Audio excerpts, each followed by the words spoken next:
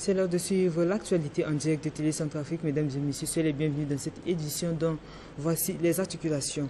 La salle de conférence de la primature a servi de cadre aujourd'hui à une réunion de restitution relative au projet de loi portant l'organisation générale du système de sécurité intérieure en République centrafricaine. L'assise a été présidée par le Premier ministre, chef du gouvernement Félix Oumouloua, en présence des membres du gouvernement, des membres du corps diplomatique et des partenaires conviés. Reportage de Junior Maliavou et Mati Terence d'Eleva Ngoy. La sécurité est très importante. C'est dans ce contexte que le président de la République, professeur Faustin Archange Touadéra, lors des assises du comité de pilotage de la mission EAM tenue le 24 octobre 2024, demandant la création de l'organisation d'un système de sécurité nationale. C'est pourquoi ce comité regroupant plusieurs ressources œuvrant dans les domaines juridiques, sécuritaires et les experts a été mis en place pour rédiger un projet de loi cadre portant l'organisation générale d'un système de sécurité en République centrafricaine. Après plusieurs mois de travail, aujourd'hui le comité a présenté le projet. Plusieurs discours ont été prononcés lors de cette assise. Dans son allocution, le chef de mission EAM-RCA José Marquez Diaz souligne que ce projet est réalisé suite à la demande du président de la République. Pour le président du groupe de travail interministériel Alexis Duyabela, celui-ci a exprimé sa gratitude au gouvernement et aux partenaires pour leur soutien indéfectible pour la réalisation de ce document. Suivi de la présentation et la remise du projet de loi cadre au Premier ministre. En réceptionnant ce projet, le Premier ministre a félicité le comité et les partenaires car grâce à eux, la RCA disposera désormais d'une loi de système de sécurité. Je voudrais d'abord, avant toute chose, au nom du président de la République, chef de l'État, le Faustin Archange Touadéra, et au nom du gouvernement, remercier très sincèrement le chef de mission de l'EAM-RCA pour ce travail. L'intérêt de ce travail, comme vous le savez, c'est pour pallier donc à l'absence de coordination lorsque nous faisons face à des contingences telles que les drames que nous avons connus au lycée Patrimoine de Ouganda et aussi les catastrophes naturelles qui peuvent survenir et qui doivent mobiliser les différents services. Il faut organiser ces services et voir qui joue tel rôle et à quel moment. Donc l'intérêt, comme je le dis. La planification qui est la base essentielle pour répondre aux enjeux. Si nous avons une bonne planification, si on fait les simulations d'exercice avec la base de la planification, quand les événements arrivent, c'est seulement de faire des petits ajustements parce que les mécanismes sont déjà préparés et sont pour se mettre en œuvre. Ce document va être soumis au ministère concerné ainsi qu'à l'Assemblée nationale dans les jours à venir.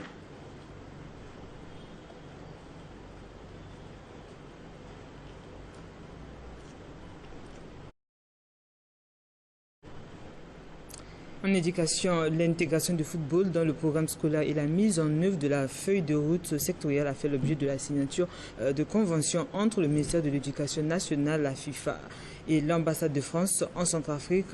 L'aide était avec Peggy Caleb et Alvin Bambari. La première est celle de la Fédération internationale de football associée FIFA à travers la Fédération centrafricaine de football FCFB dans le cadre de l'intégration de football dans les établissements scolaires ainsi que la formation des enseignants dans ce domaine, ce qui explique la satisfaction du président de la Fédération centrafricaine de football. La forme que ça prend aujourd'hui est née ici en Centrafrique avec l'accord du chef de l'État. Ce projet-là est lancé. Il y a beaucoup de travail derrière. Et nous aimerions faire du football un instrument de développement de nos enfants. Vous savez, aujourd'hui, si vous êtes le papa de Mbappé, vous ne devez plus avoir de soucis. Le Mbappé nous en avons chez nous, le Messi nous en avons chez nous. Dans la vision du chef de l'État, il aimerait qu'on puisse remettre en place scolaire. Peu après, le numéro 1 de l'éducation nationale, Aurélien Saint-Plus Congolais-Zingas, a apposé sa signature au bas d'un document pour la mise en œuvre d'une feuille de route sectorielle avec l'ambassadeur de France à Bangui. Nous avons une feuille de route qui a été endossée par les deux chefs d'État le 17 avril 2024. une feuille de route sectorielle. Et dès que cette feuille de route a été endossée, j'ai fait le tour des ministères techniques pour leur dire qu'il faudrait la décliner en feuille de route sectorielle. Nous avons signé une première feuille de route sectorielle avec le ministère de la Santé, et ceci la deuxième feuille de route sectorielle signée avec le ministre d'État, ministre de l'Éducation nationale. C'est une feuille de route consacrée à l'éducation nationale qui définit 4 priorités pour encadrer la coopération française en ligne avec les autres partenaires du ministère dans le domaine de l'éducation, qui est un domaine tout à fait prioritaire. Le ministre d'État me rappelait il y a un instant que dans sa loi de finances pour 2026, l'éducation apparaît comme la première priorité de l'État. Nous allons l'accompagner dans cette voie avec quelques thèmes majeurs qui sont la formation des enseignants. Il convient de préciser que ces accords vont développer de manière significative non seulement au département de l'éducation nationale, mais aussi au futur cadre du pays et les amoureux de football. Toujours en éducation, où le ministre d'État chargé de l'éducation nationale, Aurélien Simplice Comblézingas, a aujourd'hui a reçu en audience la directrice pays de World Vision, Nicole Peter, le renforcement de coopération entre le ministère de l'Éducation nationale et son organisation à travers la construction des infrastructures scolaires dans les préfectures de la Vakaga et de la Bomou était au menu de leurs échanges. La directrice pays au sortir de l'audience. Une très beau rencontre pour discuter notre collaboration dans le secteur de l'éducation. Donc World Vision, on est une organisation avec un focus sur le bien-être des enfants. Donc évidemment, il y a une synergie entre le travail que nous avons fait pour accompagner toujours le gouvernement dans les efforts de l'éducation. Le ministère de l'Éducation peut compter à 100% avec World Vision pour renforcer déjà tous les efforts qui sont en cours. Donc pour nous, la question de l'accès à l'éducation et qualité de l'éducation, on est là pour soutenir ces efforts.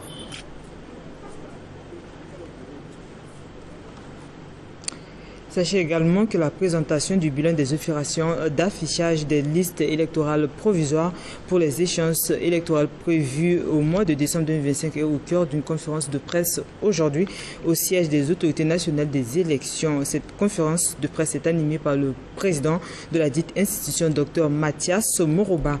L'aide était avec Roselyne Yassifet Ndapaessa et Peggy Caleb. Toutes nos excuses pour ce désagrément.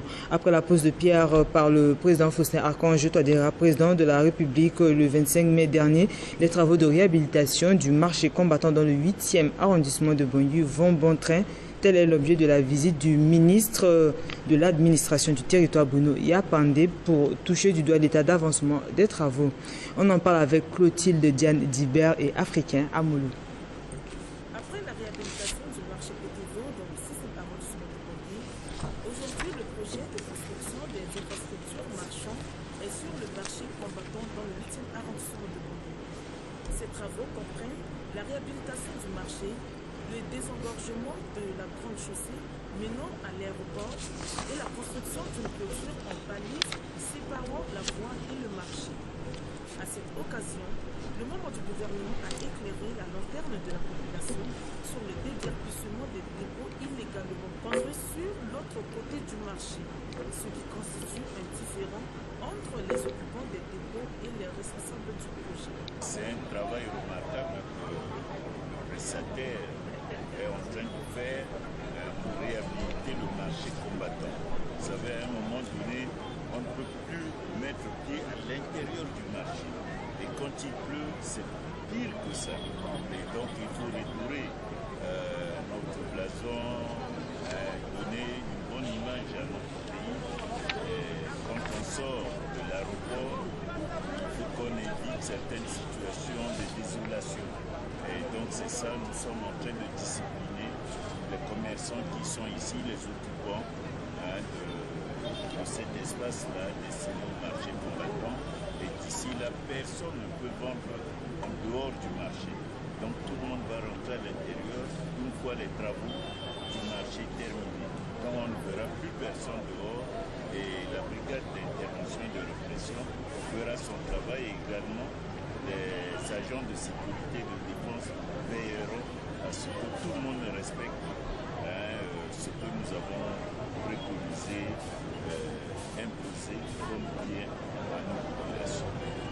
Il a noté qu'au cours de cette visite, le ministre Bruno Yapandé a souligné qu'il y aura réhabilitation de certains marchés de la capitale Bangui et dans l'arrière-pays. Par ailleurs, l'Institut centrafricain des statistiques et des études économiques et sociales, en abrégé ICASES, a organisé une réunion de comité technique intersectoriel du recensement. C'était hier, jeudi dernier, en la salle de conférence de l'hôtel Ubangui à Bangui. La cérémonie d'ouverture est présidée par M. Moïse Zami, directeur de cabinet au ministère du plan représentant le ministre. Suivez ce reportage de Urgi Sami et Toussaint Pongo.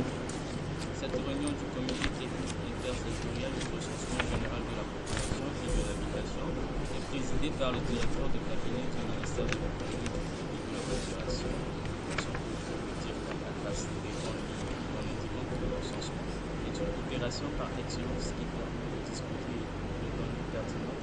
L'ICASES a l'habilité de le faire en ce qui concerne le cadre de recensement général de la population, en garantissant une mobilisation efficace des ressources humaines, techniques et organisationnelles. Il y a noté que le 4e recensement général de la population et de l'habitation, déclaration par l'ICASES. Le recensement, c'est une grande opération que l'ICASES, qui est la structure habilitée à le faire, va réaliser dans notre pays. Ce sera le 4e du genre. Et je pense que ce recensement est très important parce que ça va servir à tout le monde, non seulement à l'État de faire sa planification, aux entreprises aussi pour se développer, et à toute la population qui veut s'informer sur certaines réalités de l'économie qu'ils peuvent utiliser dans le cadre de leur travail personnel et professionnel. C'est donc une opération très importante. C'est pour ça que l'État attache une importance à ça et voudrait le faire dans les règles de l'art pour que tous ceux qui sont utilisateurs puissent bénéficier de données pertinentes. Quand on fait le recensement, on rencontre des populations. Il y a beaucoup de gens qui ne savent pas combien ils sont.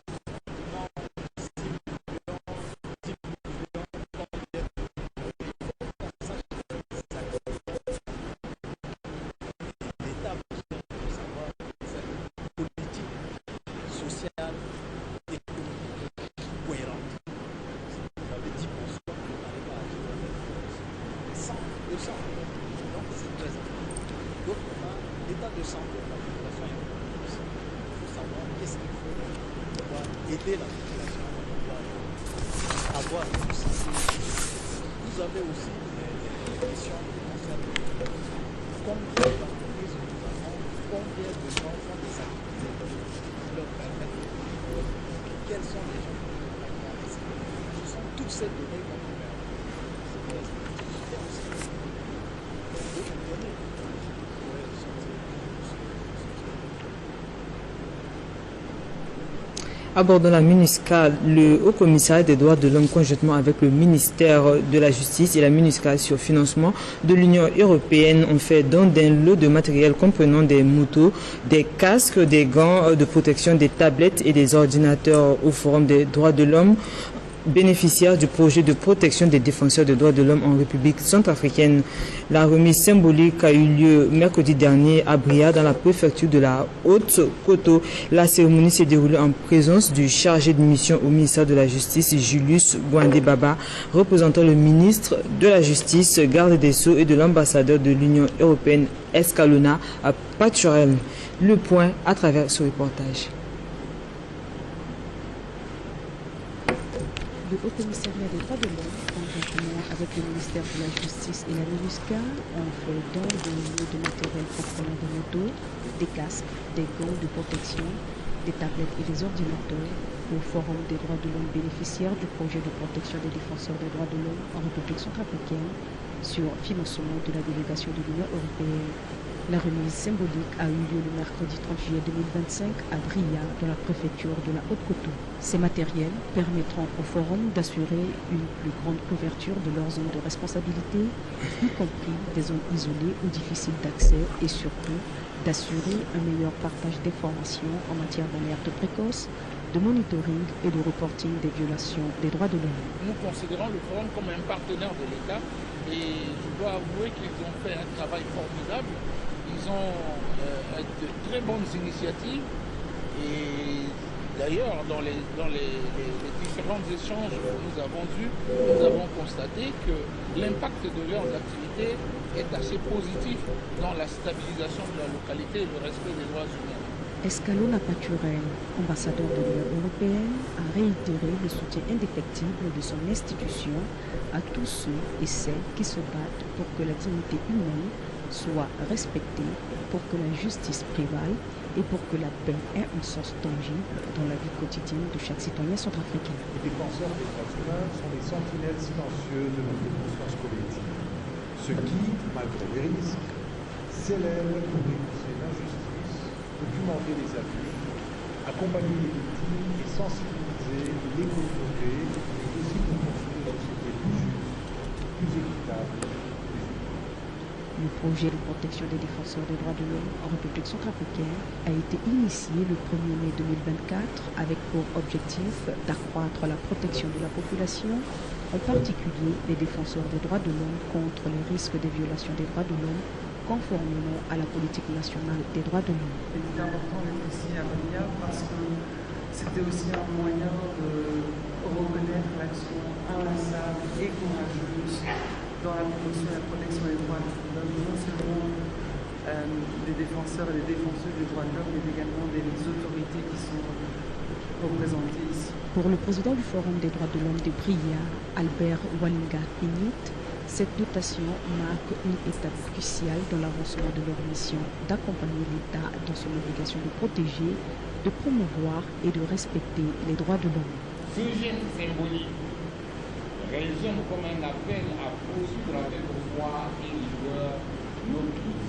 Créé en 2018, le Forum de Bria a mené plusieurs actions grâce au soutien de la MINUSCA et du HCTH qui, grâce à l'appui de l'Union européenne, a acquis un certain nombre de matériel pour renforcer ses capacités opérationnelles. Et enfin, la validation du bureau de la branche et sous-branche de l'Organisation des femmes centrafricaines en abrégé OFCA du 8e arrondissement a eu lieu mardi dernier à la mairie du dit arrondissement en présence de plusieurs femmes et de la présidente nationale de la dite organisation, Madame Anne Yindoa, Hérodis, pingouin et africain à Moulou.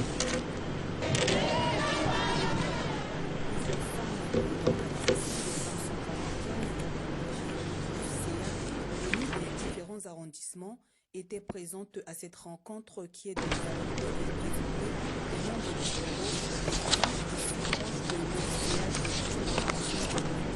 ces dernières accomplissent leur mission qui est de contribuer au développement de la RCA, en particulier du 8e arrondissement. La présidente nationale de l'OFCA s'en explique. Cette installation montre que voilà, il y a une activité au niveau du 8e arrondissement parce que les femmes se sont mobilisées il y a longtemps. Elles voulaient renouveler leur bureau au niveau du 8e arrondissement A et 8e arrondissement 2 parce qu'il y a deux groupements au niveau du 8e arrondissement, ce qu'on appelle branches. Nous avons déjà validé les branches du deuxième groupement. Aujourd'hui, nous sommes là pour valider aussi le bureau de la branche du premier groupement ainsi que les sous-branches qui vont travailler dans les quartiers. On compte sur les femmes. Et si une femme se lève pour pouvoir se battre pour son développement, c'est le développement du pays. C'est le développement aussi de l'entente, la cohésion sociale, etc. Et on a compris qu'à un moment donné, il faut qu'on puisse renouveler, redynamiser les bureaux des branches, des arrondissements, redynamiser les bureaux des sous-branches dans les arrondissements.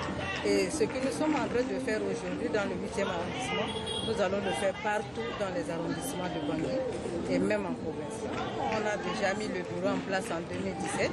Aujourd'hui, nous sommes là pour redynamiser parce que les présidents des sous-branches ont compris que voilà, il y a eu des cas de départ, etc. Et il fallait redynamiser les bureaux. Ce qui nous a amené ici à pouvoir confirmer ces bureaux qui sont élus chez les chefs de village. Les chefs de village étaient là et c'est dans leur quartier respectif qu'elles ont pu élire les pairs. Et aujourd'hui, nous sommes là pour valider ces bureaux.